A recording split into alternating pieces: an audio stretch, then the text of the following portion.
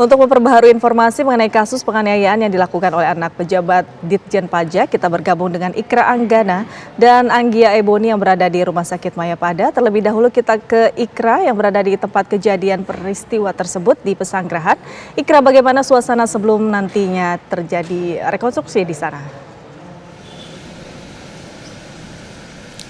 Ya, selamat siang Yaumi dan juga pemirsa. Benar, saat ini kami sedang berada di salah satu perumahan, tepatnya di depan perumahan di Pesanggerahan, Ulu Jami, Kota Jakarta Selatan, di mana sejak tadi pagi sudah terlihat banyak sekali awak media yang berusaha memantau langsung kondisi terkini pasca akan dilakukannya rekonstruksi dari tersangka penganiayaan anak pejabat Ditjen Pajak, yakni Mario Dandi terhadap putra pejabat petinggi GP Ansor, yakni David.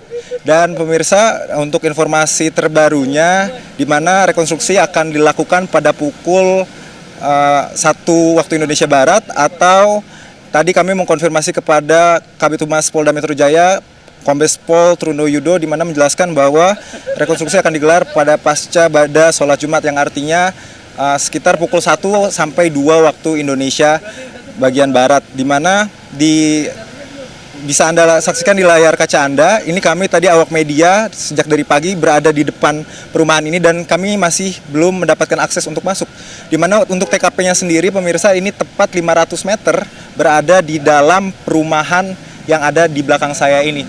Dan untuk informasi terbaru, tadi juga sempat ada kuasa hukum dari LBH GP Ansor, yaitu M. Syahwan Are, yang sudah sempat datang lebih dulu untuk melihat atau memastikan kondisi tempat kejadian perkara yang akan dilakukan rekonstruksi oleh tim dari tim Polda Metro Jaya, di mana tadi kuasa hukum dari David menjelaskan bahwa ada 4 sampai 5 orang dari LBH GP Ansor yang akan datang, dan juga ada keluarga David yang kurang lebih 2 atau 3 orang, yakni pamannya beserta anggota keluarga lainnya. Namun ayah David masih dikonfirmasi belum bisa datang karena masih dalam kegiatan untuk menjaga David di rumah sakit. Dan juga tadi kami mendapatkan informasi bahwasanya kuasa hukum dari LBH GP Ansor ini memfokuskan pada perencanaan penganiayaan berat yang dilakukan oleh pelaku. Ya pemirsa, tadi kami sempat menanyakan beberapa pertanyaan terkait yang akan diajukan yang akan dilakukan untuk rekonstruksi. Berikut adalah pernyataannya. Rekonstruksi ini untuk membuat terang keterangan-keterangan yang disampaikan dalam BAP. Nah, untuk itu kami akan mendetail untuk melihat peran maupun adegan-adegan yang dilakukan pada saat terjadi penganiayaan itu. Yang kami kejar itu adalah yang pertama terkait dengan terpenuhnya pasal-pasal yang disangkakan tentang perencanaan penganiayaan berat itu. Karena itu yang akan memperkuat pasal itu tepat tidak disangkakan kepada. Ya pemirsa, untuk tersangka yang akan dihadirkan sendiri oleh Polda Metro Jaya diantaranya adalah Mario Dandi sebagai pelaku, Shane Lucas sebagai orang yang melakukan provokasi terjadinya tindak penganiayaan terhadap David Ozora, dan juga ada pelaku di bawah umur yang berinisial AG yang rencananya akan dihadirkan langsung di tempat kejadian perkara, di mana AG ini sebelumnya berstatus sebagai anak yang berhadapan dengan hukum dan sudah berubah saat ini statusnya menjadi anak yang berkonflik dengan hukum. Dan untuk informasi lainnya, pemirsa, dari keterangan pengacara atau kuasa hukum LBH GP Ansor, nanti juga akan dihadirkan saksi ahli, yakni ibu yang berinisial N dan bapak yang berinisial R, yang merupakan saksi kunci karena itu adalah kejadiannya tepat di depan rumah mereka. Demikian, Yomi, kembali ke studio. Baik, Ikra, apakah sudah ada informasi mengingat AG ini adalah anak di bawah umur? Apakah ada perlakuan khusus untuk AG ketika nanti rekonstruksi? Ya, Yomi, tadi kami sempat bertanya kepada kuasa hukum LBH GP Ansor apakah nanti AG ini akan ikut serta dalam rekonstruksi, dan untuk pernyataan dari pernyataan sekaligus harapan dari kuasa hukum dari David sendiri, harapannya AG sendiri dapat ikut langsung dalam proses rekonstruksi. Namun untuk konfirmasi pastinya apakah AG akan ikut langsung dalam adegan rekonstruksi kami masih belum mengetahui, dan kami masih terus memantau apakah nantinya AG ini akan terlibat langsung dalam rekonstruksi, karena bisa diketahui jika AG memang ada di dalam rekonstruksi itu dapat membuat terang perkara dan dapat menjabarkan secara detail mungkin hasil dan rekonstruksi yang diharapkan dari masing-masing pihak yang berhadapan. Terima kasih Ikra, langsung dari lokasi kejadian kita akan menuju ke Rumah Sakit Mayapada. Ada Anggia Ebony di sana. Bagaimana kondisi saat ini David Ozora? Ebony. Ya, selamat siang Yaumi dan pemirsa. 19 hari sudah David Ozora dirawat secara intensif tepatnya di ICU Rumah Sakit Mayapada, Kuningan, Jakarta Selatan.